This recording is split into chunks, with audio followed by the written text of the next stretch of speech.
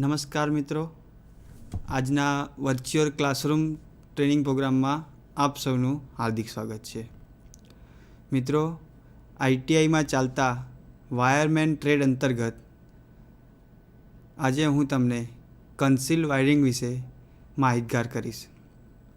મિત્રો, કન્સીલ વાયરિંગમાં આપણે conceal wiring શું છે, કન્સીલ વાયરિંગનો અર્થ શું થાય, કન્સીલ વાયરિંગ અને પીવીસી પાઇપ વાયરિંગ એ બંનેને કઈ રીતે કરવામાં આવે છે, એ બંનેનું વાયરિંગ કરવા માટે કઈ કઈ એસેસરીઝનો ઉપયોગ થાય, પીવીસી પાઇપ વાયરિંગના ફાયદા ગેરફાયદા, કન્સીલ વાયરિંગના ફાયદા ગેરફાયદા એના વિશે આજે આપણે જોઈશું. તો મિત્રો, આપણે આજે પ્રેઝન્ટેશનથી ચાલુ કરીશું. તો મિત્રો, જનરલી વાયરિંગના તો મુખ્યત્વે કેટલાય પ્રકાર છે, પણ આપણે 6 પ્રકાર વિશે જોઈશું. એક છે પીવીસી પાઇપ વાયરિંગ, બીજું છે ક્લિટ વાયરિંગ, ત્રીજું છે કેસિંગ કેપિંગ વાયરિંગ, ચોથું છે કન્સીલ્ડ વાયરિંગ, પાંચમું છે કોન્ડ્યુટ વાયરિંગ અને છઠ્ઠું છે બેટન વાયરિંગ. મિત્રો, પીવીસી પાઇપ વાયરિંગ એ આપણે સામાન્ય રીતે ઘરોમાં જોવા મળતું હોય છે. એટલે કે પીવીસી પાઇપ એટલે કે HDPE હાઈ ડેન્સિટી પોલીઇથિલિનમાંથી બનાવવામાં આવે છે. એ વાયરિંગ ઘરમાં જોવા મળતું હોય છે સામાન્ય રીતે. એમાં એક ડ્રીલ મશીન હોય, ડ્રીલ મશીનમાં એક બીટ ભરાયેલી હોય, એ બીટથી આપણે દિવાલની અંદર હોલ પાડવાનો, હોલ પાડીને ત્યાં રોલ પ્લગ ભરાવાનો, રોલ પ્લગ ભરાયા પછી એક પીવીસી સેડલ કાં તો GI સેડલ લઈને એને ફિટ કરી અને એની અંદર પાઇપ ફિટ કરવામાં આવે છે. પીવીસી પાઇપ વાયરિંગ સામાન્ય રીતે મેં કહ્યું તે પ્રમાણે ઘરોમાં જોવા મળતું હોય છે. સેકન્ડ છે ક્લિટ વાયરિંગ. ક્લિટ વાયરિંગ સામાન્ય રીતે વાયરનો 3-4 વાયરો ભેગા હોય, 3-4 વાયરોને ભેગા કરીને એની ઉપર એક ક્લિટ મારી દેવામાં આવે છે. એટલે આ વાયરિંગને કયું કહેવાય છે? ક્લિટ વાયરિંગ. અને મિત્રો, ક્લિટ વાયરિંગ એ સામાન્ય રીતે કોઈ કેમ્પ હોય, આર્મીના કોઈ કેમ્પ છે, એવા જગ્યાએ શોર્ટ પર્પઝ માટે એને ક્લિટ વાયરિંગ કરવામાં આવે છે. ત્યારબાદ છે casing capping wiring. Casing capping વાયરિંગમાં એક કેસિંગ હોય અને એક કેપિંગ હોય. કેસિંગમાં સીધી પટ્ટી હોય, દિવાલમાં હોલ પાડી રોલ પ્લગ ભરાવીને કેસિંગની પટ્ટી રાખી એમાં સ્ક્રૂ ફિટ કરી દેવામાં આવે છે અને ત્યારબાદ એમાં અંદર વાયર પસાર કરવામાં આવે છે અને ત્યાર પછી એના ઉપર કેપિંગ ભરાઈ કાઢવામાં આવે છે. એટલે પહેલાં કેસિંગ થયું, પછી વાયર થયા અને પછી ઉપર આવી ગયું કેપિંગ. એટલે આમાં વાયર દેખાતા નથી. ત્યારબાદ ચોથા નંબરમાં છે કન્સીલ વાયરિંગ. મિત્રો, આ કન્સીલ વાયરિંગ વિશે આપણે જનરલી નહીં, પણ આપણે ડીપમાં ભણવાનું છે. એટલે અત્યારે ચાલે એટલું કહી દઉં કે કન્સીલ વાયરિંગ એ સરફેસની અંદર કરવામાં આવે છે, જ્યારે સૌ પ્રથમ આપણે જોયું પીવીસી પાઇપ વાયરિંગ એ સરફેસની ઉપર કરવામાં આવે છે. કન્સીલ વાયરિંગ જનરલી અત્યારના જમાનામાં તો કન્સીલ વાયરિંગ જ વપરાય છે. મોટી મોટી બિલ્ડિંગોમાં, કોમર્શિયલ બિલ્ડિંગમાં, હોસ્પિટલોમાં એ બધી જગ્યાએ કન્સીલ વાયરિંગ જ વપરાય છે. ત્યારબાદ છે પાંચમું કોન્ડ્યુટ વાયરિંગ. કોન્ડ્યુટ વાયરિંગના 2 પ્રકાર પડે છે, મેટલ કોન્ડ્યુટ વાયરિંગ અને non metal conduit wiring. Non metal conduit wiring એ જ છે કે આપણે પહેલા નંબરમાં જે જોયું એ પીવીસી પાઇપ વાયરિંગ જ છે, જ્યારે સેકન્ડ નંબરનું છે metal conduit wiring. Metal conduit wiring એક કાસ્ટ આયર્નની પાઇપમાં કરવામાં આવે છે. એ પાઇપની અંદર એમાં GI સેડલ વપરાય છે. સૌ પહેલાં હોલ પાડી દેવાનો. હોલ કેનાથી પાડશું આપણે? ડ્રીલ મશીનથી. પોર્ટેબલ ડ્રીલ મશીન આવે છે 6 થી 12 mmની કેપેસિટીવાળું, અને 6 mm, 12 mm, 4 mm, 12 mm, 6 mm, 5 mm એ રીતની બીટો આવે છે. એ બીટ ભરાવીને પછી હોલ પાડી દેવાનો. હોલમાં રોલ પ્લગ ભરાવી દેવાનો. રોલ પ્લગ ભરાયા પછી એમાં જે સેડલ હોય GI સેડલ, એ GI સેડલ પાઇપ રાખીને GI સેડલ મારી દેવાના અને પાઇપની અંદર વાયર પછી ખેંચી લેવાના. આ રીતે મેટલ કોન્ડ્યુટ વાયરિંગ કરવામાં આવે છે. ત્યારબાદ છઠ્ઠું છે બેટન વાયરિંગ. બેટન વાયરિંગ એ સૌ પહેલાં એક લાકડાની, આ જૂના જમાનામાં વપરાય છે બેટન વાયરિંગ. બેટન વાયરિંગમાં એક પટ્ટી હોય લાકડાની. એ લાકડાની પટ્ટી સૌ પહેલાં હોલ પાડી અને પછી ત્યારબાદ લાકડામાં હોલ પાડી દેવાનું, પછી ત્યાં ભરાઈ દેવાનો સ્ક્રૂ, અને સ્ક્રૂ ભરાયા પછી એને ઉપર લાકડા ઉપર વાયર દોડાવવાનો અને વાયર દોડીને એની ઉપર ક્લિપ વડે ફિટ કરી દેવાનું. આ બહુ જૂના જમાનાના બિલ્ડિંગો હોય ત્યાં વાયરિંગ વપરાય છે. મિત્રો, હવે આપણે જોઈશું પીવીસી પાઇપ વાયરિંગમાં વપરાતી એસેસરીઝ. મિત્રો એક વાત તો પહેલાં કહી દઉં કે પીવીસી પાઇપ વાયરિંગ અને કન્સીલ વાયરિંગ એ બંનેનો આપણે તફાવત જોઈશું. આ બંનેની અંદર જે એસેસરીઝ વપરાય છે એ બધી સેમ જ એસેસરીઝ વપરાય છે. ફરક એટલો જ છે કે કન્સીલ વાયરિંગ એ અંદરની સાઈડ કરવામાં આવે છે દિવાલની, જ્યારે એટલે કે સરફેસની અંદર કરવામાં આવે છે, જ્યારે પીવીસી પાઇપ વાયરિંગ છે એ સરફેસ ઉપર કરવામાં આવે છે. હવે જોઈશું મિત્રો આપણે પીવીસી પાઇપ વાયરિંગમાં વપરાતી મુખ્ય એસેસરીઝ. તો મુખ્ય એસેસરીઝ કઈ છે? તો એક નંબરમાં છે પીવીસી એલ્બો, ત્યારબાદ છે પીવીસી ટી, ત્યારબાદ છે 2-વે જંકશન બોક્સ, 3-વે જંકશન બોક્સ, 4-વે જંકશન બોક્સ, બેન્ડ, સેડલ. બરાબર, આ બધી એસેસરીઝ છે પીવીસી પાઇપ વાયરિંગમાં વપરાતી. આ બધી જ એસેસરીઝ કન્સીલ વાયરિંગમાં પણ વપરાય છે. હવે આપણે જોઈશું પીવીસી એલ્બો. જો મિત્રો, આ પીવીસી એલ્બોની ફિગર છે. સપોઝ કે આપણે કોઈ પીવીસી પાઇપની અંદર આ રીતે કોઈ અંદર કોઈક વાયર દોડાવીએ છીએ. હવે સપોઝ કે દિવાલ પૂરી થઈ, હવે દિવાલથી નીચે ઉતરવું હોય તો આપણે શું કરીએ? તો એ જગ્યાએ આપણે પીવીસી એલ્બો ભરાઈ દઈએ છીએ અને ત્યાંથી વાયર નીચે ઉતારીએ છીએ. એટલે કે આગળ જતી લાઇનને ઉપર દિવાલ ઉપર આગળ જતી લાઇનને નીચે ઉતારવા માટે પીવીસી એલ્બો વપરાય છે. ત્યારબાદ છે નેક્સ્ટ છે પીવીસી ટી. તો કોઈપણ આગળ જતી લાઇનને ઉપર કાં તો નીચેની તરફ લેવા માટે પીવીસી ટી વપરાય છે. ત્યારબાદ છે 2-વે જંકશન બોક્સ. મિત્રો, આગળ 2-વે જંકશન બોક્સની આ ફિગર છે. હવે 2-વે જંકશન બોક્સ એનો ઉપયોગ ત્યાં થાય છે કે આગળ જતી કોઈપણ લાઇન હોય અને સપોઝ કે આપણે વચ્ચે કોઈ લેમ્પ કે ટ્યુબલાઇટ કે એવું ગમે તે કંઈક મૂકવું છે, હવે CFL કે એવું કંઈક મૂકવું છે, તો કોઈપણ એસેસરીઝ આગળ જતી લાઇનની અંદર વચ્ચે કોઈ એસેસરીઝ મૂકવી હોય તો 2-વે જંકશન બોક્સનો ઉપયોગ થાય છે. ત્યારબાદ છે 3-વે જંકશન બોક્સ. 3-વે જંકશન બોક્સ પણ સેમ જ છે, ખાલી એક હોલ એના વધારે આવે છે. જો તમે 2-વે જંકશન બોક્સની અંદર 2 છે, જ્યારે 3-વે જંકશનની અંદર 3 હોલ છે. મિત્રો, આ 3 હોલની જગ્યાએ 3 પાઇપ લગાવવામાં આવે છે. 2-વે જંકશન બોક્સની અંદર પણ બે સાઈડ પાઇપ હોય અને વચ્ચે હોલ્ડિંગ એસેસરીઝ કહેવાય, જે આપણે લેમ્પ કે જે ભરાવીને એને હોલ્ડિંગ એસેસરીઝ કહેવાય. એ હોલ્ડિંગ એસેસરીઝ અહીંયા વચ્ચે જે રાઉન્ડ કરેલો છે ને એ જગ્યાએ હોલ્ડિંગ એસેસરીઝ ભરાવવામાં આવે છે. 3-વે જંકશન બોક્સની અંદર આગળ જતી કોઈપણ લાઇનની અંદર ઉપર કાં તો નીચેની તરફ લાઇનને ખેંચવા માટે 3-વે જંકશન બોક્સનો ઉપયોગ થાય છે. 4-વે જંકશન બોક્સ. મિત્રો, 3-વે જંકશન બોક્સની સેમ જ 4-વે જંકશન બોક્સ જ, પણ 4-વે જંકશન બોક્સ ત્યાં વપરાય છે કે કોઈપણ આગળ જતી લાઇનની અંદર ઉપર અને નીચે બંનેની તરફ જો લાઇન આગળ ખેંચવાની હોય તો આપણે 4-વે જંકશનનો ઉપયોગ કરતા હોય છે. ત્યારબાદ છે 6 નંબરમાં બેન્ડ. કોઈપણ જગ્યાએ જો વાયર વાળવાનો હોય, સપોઝ કે ઊભી દિવાલ ઉપર આમ વાયર આગળ ગયો, પછી કોર્નર આવી જાય, કોર્નરમાંથી નીચે ઉતારવા માટે એટલો બધો શાર્પ તો કોઈ બેન્ડ વળાંક વાળી ના શકે, ન તો પછી ભવિષ્યની અંદર વાયર શું થઈ જાય, કટ થઈ જાય. એટલે મિત્રો, આપણે બેન્ડનો ઉપયોગ કરતા હોય છે. આ જુદા જુદી સાઇઝના બેન્ડ આવતા હોય છે. એ બેન્ડનો જેમ યોગ્ય લાગે એ રીતે બેન્ડનો ઉપયોગ કરી વાયરને નીચે ખેંચવામાં આવે છે. ત્યારબાદ છે સેડલ. સેડલના મુખ્યત્વે 2 પ્રકાર છે, પીવીસી સેડલ અને GI સેડલ. પીવીસી સેડલની અંદર મેં કહ્યું તે પ્રમાણે કે કોઈ પણ દિવાલ હોય, દિવાલમાં એક જુઓ મિત્રો, આ જે છે આ વચ્ચે જે આ છે ને એ હોલ છે વચ્ચે, બરાબર, પીવીસી સેડલની અંદર. હવે કોઈપણ દિવાલની અંદર આ ગાઈડ હોલ કરીને એમાં રોલ પ્લગ ભરાવીને આ સેડલને આમ ઊભું રાખીને ત્યાંથી હથોડી ટીકીને ત્યાં બેસાડી દેવામાં આવે છે સ્ક્રૂ. અહીંયા જો આ સ્ક્રૂ માટેની જગ્યા છે આ, બરાબર. એટલે રોલ પ્લગ છે ને સ્ક્રૂને પકડી લેશે, પછી આ પીવીસી સેડલ છે ને બહાર આવી શકશે નહીં. આ રીતે અસંખ્ય 1 મીટર કાં તો અડધા મીટરના અંતરે પીવીસી સેડલ ભરાવીને ત્યાં પછી આ જે વચ્ચેનો જે ભાગ છે આ સી આકારનો, એમાં પાઇપ ફિટ કરવામાં આવે છે. આ પાઇપ 19 mmની હોય કે 16 mmની હોય કે 20 mmની હોય, 25ની હોય, 32ની હોય, 50ની હોય કે 63ની હોય, ગમે તે પાઇપ હોય એ પાઇપ અહીંયા ફિટ કરી દેવામાં આવે છે. એ રીતના જેટલા mmની પાઇપ હોય એટલા mmના સેડલ પણ મળતા હોય છે બજારની અંદર. એટલે એ રીતને પાઇપ ફિટ કરી દેવાની અને એ રીતને વાયરિંગ કરવામાં આવે છે. જ્યારે GI સેડલની અંદર 2 ભાગ આવે છે. આ GI સેડલનું ફિગર છે. આ GI સેડલના 2 ભાગ છે. એક છે આ બેઝ અને આ ઉપરનો જે છે આ એક ક્લેમ્પ છે.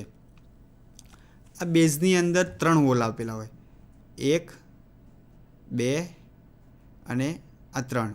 હવે બેઝમાં સૌપ્રથમ આપણે બેઝ પહેલાં હોલ પાડી, આ બેઝનો પહેલો હોલ, આ વચ્ચેનો હોલ પાડી એમાં રૂલ પ્લગ ભરાવી અને આ બેઝ ફિટ કરી દેવાનો. ત્યારબાદ આ ઉપરનો અને નીચેનો પહેલો અને ત્રીજો હોલ પણ પાડવાનો, પણ એ હોલ છે ને પાઇપ ભરાયા પછી બેઝ ક્લેમ્પ એનો ઉપર મૂક્યા પછી એની અંદર સ્ક્રૂ ફિટ કરવાનું, એટલે પાઇપ આખી અંદર આવી જાય. ત્યારબાદ છે મિત્રો પીવીસી પાઇપની લંબાઈ કેટલી હોય. જનરલી પીવીસી પાઇપની લંબાઈ 6 મીટર લાંબી હોય છે. પીવીસી પાઇપની સાઇઝ, તો પીવીસી પાઇપની size 16 mm, 20 mm, 25 mm, 32 mm, 40 mm, 50 mm અને 63 mmની સાઇઝમાં જોવા મળતા હોય છે. મિત્રો મેં આગળ કહ્યું એ પ્રમાણે કે જે રીતે પાઇપની સાઇઝ હોય એ રીતના સેડલ પણ મળતા હોય છે બજારની અંદર. જો 16 mmની પાઇપ વાપરો તો 16 mmના સેડલ લઈ આવવાના, 20 mmની વાપરતા હોય તો 20 mmના અને 63 mmની પાઇપ વાપરતા હોય તો 63 mmના સેડલ લઈ આવવાના. ત્યારબાદ છે પીવીસી પાઇપની બનાવટ શામાંથી કરવામાં આવે છે. તો મિત્રો પીવીસી પાઇપની બનાવટ HDPEમાંથી બનાવવામાં આવે છે. HDPE એટલે શું? તો HDPE એટલે હાઈ ડેન્સિટી પોલીઇથિલિન. ત્યારબાદ છે ફાયદા. તો આ પીવીસી પાઇપ વાયરિંગ આપણે કરીએ તો પીવીસી પાઇપ વાયરિંગનો ફાયદો શું છે કે જેથી આપણે પીવીસી પાઇપ વાયરિંગ કરીએ છીએ. તો મિત્રો પીવીસી પાઇપ એ એક તો પહેલી તો સરળ એટલે કે સરળ રીતે મળી રહે છે. ત્યારબાદ છે એનો કોસ્ટ એનો બહુ ઓછો છે કે સસ્તું છે એટલે. ત્યારબાદ છે વજનમાં એકદમ હલકી હોય છે પીવીસી પાઇપ, એટલી બધી કોઈ ભારે હોતી નથી. આપણે કમ્પેરિઝન કરીએ તો કોન્ડ્યુટ પાઇપ વાયરિંગની, મેટલ કોન્ડ્યુટ વાયરિંગની અંદર જે મેટલ કોન્ડ્યુટની કાસ્ટ આયર્નની પાઇપ વપરાય છે એ વજનમાં થોડીક ભારે હોય છે, જ્યારે આ પીવીસીની પાઇપ જે છે એ વજનમાં એકદમ હલકી હોય છે અને HDPEમાંથી બનાવેલી હોય છે. ત્યારબાદ છે એના ઉપર કોઈ ભેજ કે કેમિકલની અસર થતી નથી.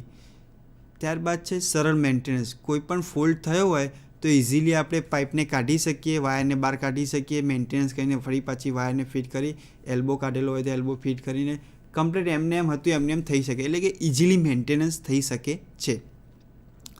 પછી પીવીસી પાઇપ જે છે એ પીવીસી પાઇપનું બનેલું હોય, એટલે કે અને પીવીસી તમને ખબર છે કે ઇલેક્ટ્રિસિટીનું એટલે મીન્સ કે અવાહક છે,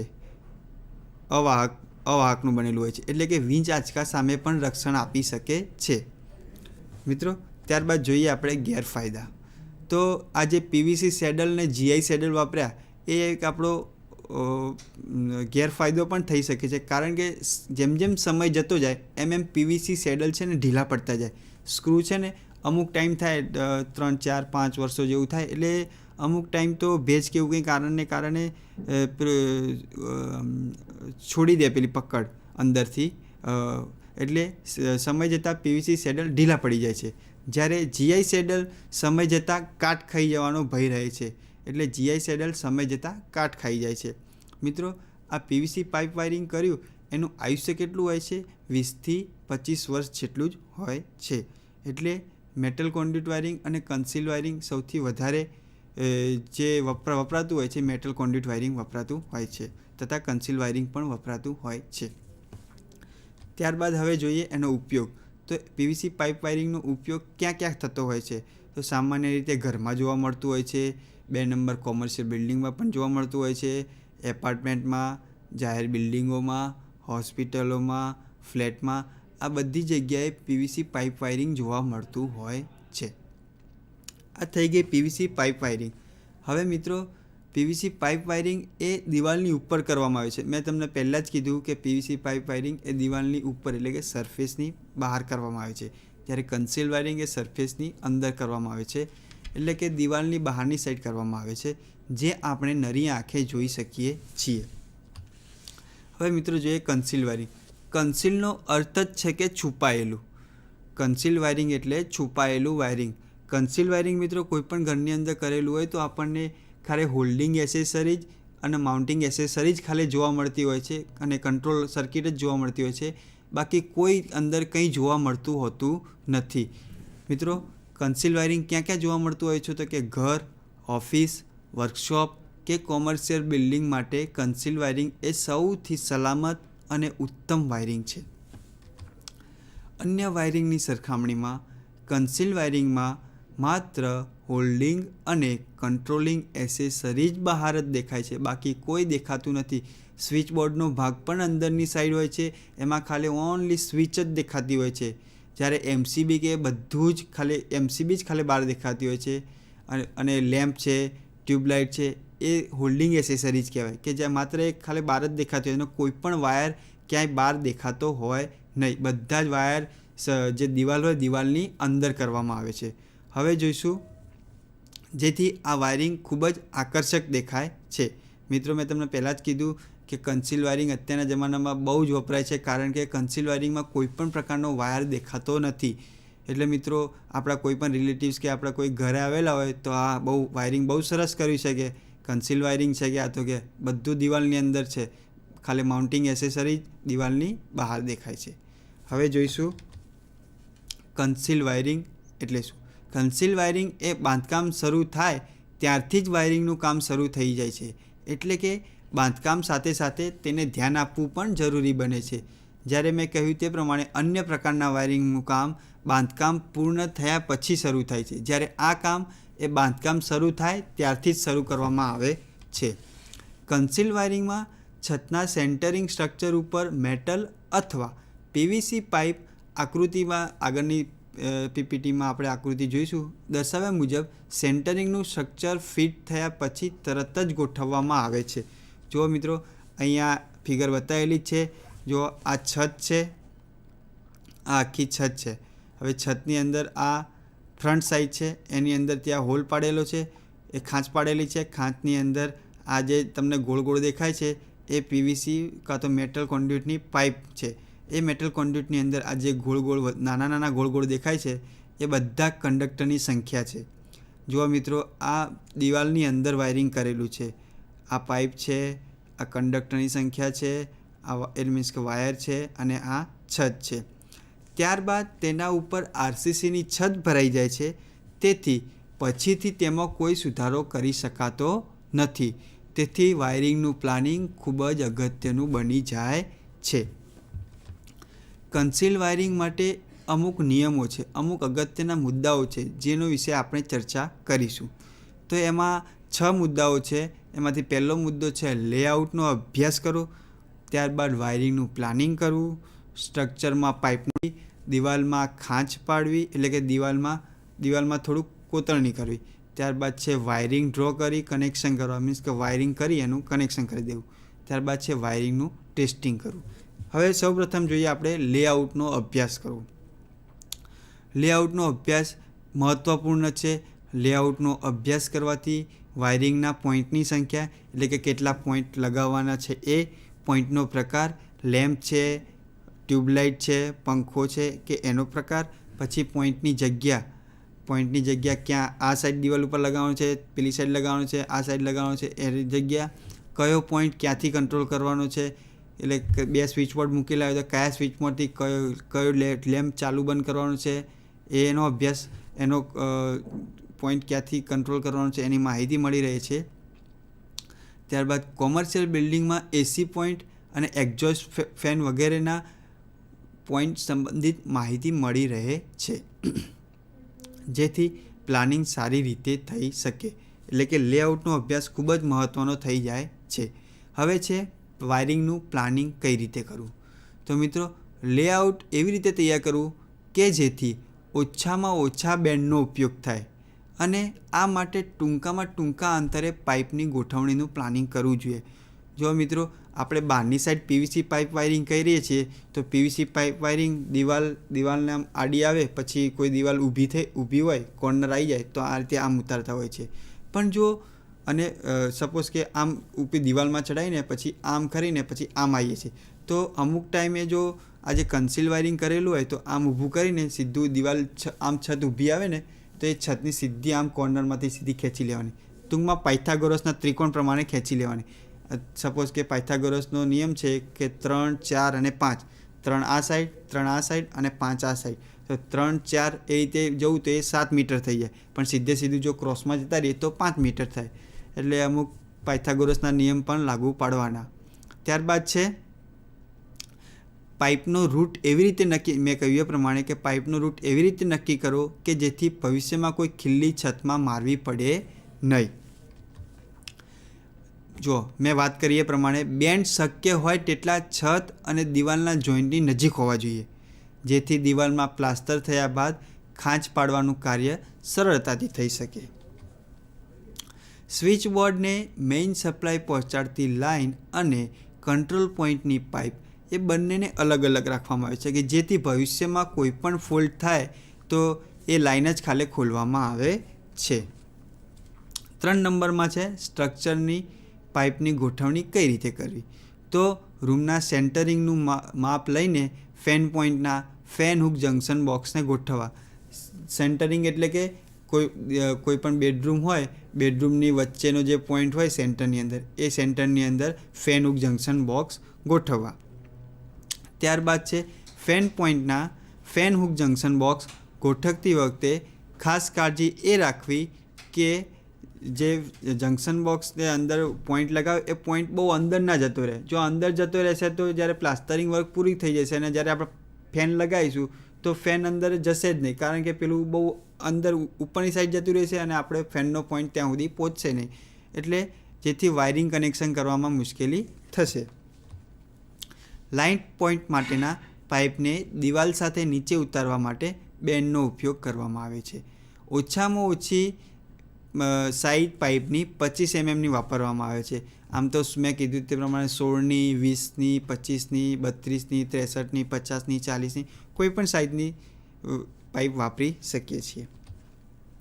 જંકશન બોક્સ કે બેન્ડ સાથે PVC પાઇપ ફિટ કરતી વખતે એક એધેસિવ સોલ્યુશન આવે છે. એ એધેસિવ સોલ્યુશનને કોઈ પણ 2 પાઇપને ફિટ કરતા હોય તો એધેસિવ સોલ્યુશન અથવા તો PVC સ્ટીલનો ઉપયોગ કરવો, જેથી પાઇપ મજબૂત રીતે પકડાઈ રહે. અને જો પાઇપ છૂટી રાખીશું તો હલશે એમાં, બરાબર. ત્યાર પછી છે જ્યારે લાંબા પાઇપનો ઉપયોગ અનિવાર્ય હોય ત્યારે કપલરનો ઉપયોગ કરવો. જ્યારે 2 પાઇપને જોડવી હોય, એધેસિવ સોલ્યુશનનો ઉપયોગ ના કરવો હોય તો વચ્ચે કપલર લગાવી દેવાનું, એટલે 2 પાઇપ સરળતાથી ફિટ થઈ શકે. PVC પાઇપને થોડા અંતરે સેન્ટરિંગ સ્ટ્રક્ચર ઉપર તાર સાથે બાંધી જોવો જોઈએ. જંકશન બોક્સ કે બેન્ડના ખુલ્લા છેડા પેપર વડે બંધ કરવા જોઈએ, જેથી સિમેન્ટ અંદર દાખલ ના થઈ શકે. જો કોઈ પ્લાસ્ટરિંગનું કામ ચાલુ હોય ને આપણે ઓબ્ઝર્વેશન ના કર્યું સુપરવાઇઝરે, તો જે પાઇપો નાખી હોય એની અંદર પ્લાસ્ટરિંગ કરતી વખતે સિમેન્ટ અંદર જતું રહે. હવે જ્યારે આપણે વાયરિંગ કરતા હોય ત્યારે અંદર કોઈ સ્પ્રિંગ નાખીને વાયર નાખતા હોય, સ્પ્રિંગ સાથે વાયર વીંટીને બાંધીને આમ સ્પ્રિંગ ખેંચતા હોય તો અંદર સ્પ્રિંગ આગળ જાય જ નહીં, કારણ કે વચ્ચે અડચણ ઊભી થાય. હવે અહીંયાથી થોડી સ્પ્રિંગ આગળ જવાની છે. તો મિત્રો આપણે એ પણ ચેક કરવું જોઈએ કે અંદર કોઈ સિમેન્ટ દાખલ ના થઈ જાય, એના માટે કોઈ પેપર કે એવું કંઈક અંદર ઢાંકી દેવાનું. ત્યારબાદ છે જ્યારે છત ભરવાનું કામ શરૂ થાય, મેં કીધું તે પ્રમાણે, ત્યારે વાયરમેને ત્યાં હાજરી આપી ગોઠવેલ પાઇપ સ્ટ્રક્ચર ક્યાંય ડિસ્ટર્બ થતું નથી તેનું સુપરવિઝન કરવું જોઈએ. ચોથું છે દિવાલમાં ખાંચ પાડી. હવે દિવાલમાં જે કોતરણી કરવી એ કોતરણી કઈ રીતે કરશો? તો આશરે તો 15 થી 20 દિવસ પછી એના જે છત ભરી હોય એના શટર ખોલવામાં આવે છે. ત્યારબાદ નિરીક્ષણ કરવામાં આવે છે કે પાઇપ ક્યાંયથી દબાઈ નથી ગયો ને. ત્યારબાદ સ્વિચ બોર્ડ સુધી વર્ટિકલ માર્કિંગ કરી, વર્ટિકલ એટલે કે ઊભું માર્કિંગ કરી કોલ્ડ ચીઝલ અને હેમર વડે ખાંચ પાડવામાં આવે છે. આ ખાંચની પહોળાઈ પાઇપની સાઇઝ મુજબ રાખવામાં આવે છે અને પ્લાસ્ટર થયા બાદ પાઇપ બહાર ન દેખાય તેટલી ઊંડાઈએ રાખવામાં આવે છે. સ્વિચ બોર્ડ ફિટ કરવાની ખાંચ બોર્ડની સાઇઝ મુજબ જ રાખવામાં આવે છે, તેમજ પ્લાસ્ટર થયા બાદ સ્વિચ બોર્ડ બહાર ન દેખાય તેની ખાસ કાળજી રાખવામાં આવે છે. ત્યારબાદ પાઇપ અને સ્વિચ બોર્ડ તેમાં ફિટ કરવામાં આવે છે. વાયરિંગ ડ્રો કરી કનેક્શન કરવા, એટલે કે વાયરિંગના વાયર ખેંચી અને ત્યારબાદ સ્વિચ બોર્ડમાં કનેક્શન આપવા. તો મિત્રો તેમાં સિમેન્ટ પ્લાસ્ટરિંગનું કામ પૂર્ણ થયા પછી વાયર ખેંચવાનું કામ શરૂ કરવામાં આવે છે. વાયર ખેંચવા માટે 16 ગેજનો સ્ટીલ વાયરનો ઉપયોગ કરવામાં આવે છે. આ સ્ટીલ વાયર સ્પ્રિંગ સ્વરૂપે પણ હોય છે, એટલે કે કોઈ સ્પ્રિંગ હોય એ સ્પ્રિંગને સૌ પહેલાં દાખલ કરી દેવાની, એનો બીજો જે છેડો હોય એને વાયર સાથે જોડી એને સ્પ્રિંગ ખેંચી લેવાની, એટલે વાયર ઓટોમેટિક અંદરથી ખેંચાઈ જાય. ત્યારબાદ છે વાયરિંગ ડાયાગ્રામ મુજબ વાયરની સંખ્યા પાઇપમાંથી પસાર કરી બંને છેડે યોગ્ય માર્કિંગ કરવામાં આવે છે. જો આ માર્કિંગ ના કરેલું હોય તો લેમ્પનો છેડો ટ્યુબલાઇટમાં અને ટ્યુબલાઇટનો છેડો લેમ્પમાં જતો રહે. એટલે કે યોગ્ય માર્કિંગ કરેલું હોવું જોઈએ. કારણ કે સપોઝ કે ફેઝ હોય તો ફેઝની જગ્યાએ ન્યુટ્રલ આપણે જોડી દઈએ, આવું તો ના થાય. કારણ કે આપણે પરફેક્ટ ફેઝ માટે રેડ, યલો ને બ્લુ, લાલ, પીળો અને વાદળી કલર વાપરીએ છીએ, બરાબર. ત્યાર પછી બ્લેક કલર આપણે ન્યુટ્રલ માટે વાપરતા હોય છે, ગ્રીન કલર અર્થિંગ માટે વાપરતા હોય છે, અને અમુક ટાઈમે બેર કંડક્ટર પણ અર્થિંગ માટે વાપરતા હોય છે. એટલે કે યોગ્ય માર્કિંગ કરવામાં આવે છે. સ્વિચ બોર્ડ ઉપર વાયરિંગ એસેસરીઝ ફિટ કરી તેના કનેક્શન કરવામાં આવે છે. આ જ રીતે વોલ બ્રેકેટ, સીલિંગ રોડના કનેક્શન કરી તેને પ્લેટ સાથે બોર્ડ ઉપર ફિટ કરવામાં આવે છે. પ્રત્યેક પોઈન્ટને અર્થિંગ મળી રહે તે રીતે વાયરિંગ કરવામાં આવે છે. મિત્રો, આ અર્થિંગ કેમ કરવામાં આવે છે? તો અર્થિંગ કરવું ખૂબ જ ફરજિયાત છે. કારણ કે જો મેટલ કોન્ડ્યુટ વાયરિંગ કરેલું હોય અને અર્થિંગ ના કરેલું હોય અને સપોઝ કે કોઈ ફેઝ અંદરથી ખુલ્લો થઈ ગયો, સપોઝ કે કોઈ વાયર બ્રેક થઈ ગયો અને ફેઝ ખુલ્લો થઈ ગયો, એ ફેઝ જો કોન્ડ્યુટ પાઇપને અડતો હશે અને આપણે સપોઝ કે કોઈ નાના બાળકે કોન્ડ્યુટ પાઇપને ટચ કરીશું તો એ ટચ કરવાથી આપણને શું થશે? શોક લાગશે. અને અમુક ટાઈમે જો એ કરંટ લિમિટ બહાર કરંટ જો પસાર થતો હોય, લિમિટ બહાર પસાર થતો હોય કરંટ, તો એમાંથી પ્રાણઘાતક પણ નીવડી શકે છે.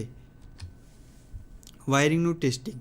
મિત્રો, વાયરિંગ પૂર્ણ થયા બાદ 500 વોલ્ટના મેઘર વડે એમાં કન્ટિન્યુટી ટેસ્ટ, પોલારિટી ટેસ્ટ, અર્થ ટેસ્ટ અને ઇન્સ્યુલેશન રેઝિસ્ટન્સ ટેસ્ટ લેવામાં આવે છે.